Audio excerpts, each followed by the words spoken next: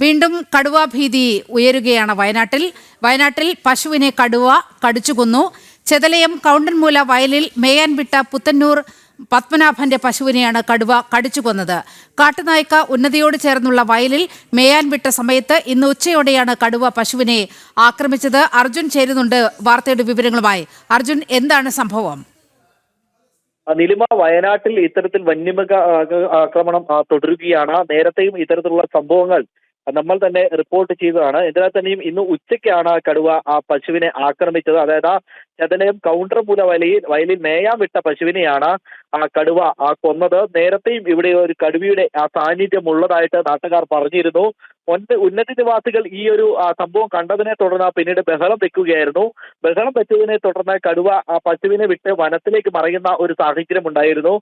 പിന്നീട് വനം വകുപ്പൊക്കെ സ്ഥലത്തെത്തുകയും തുടർന്ന് ഇവിടെ ക്യാമറ ഫിറ്റ് ചെയ്യാനുള്ള ഒരു സാഹചര്യം ഒരുക്കുകയും ചെയ്തിട്ടുണ്ട്.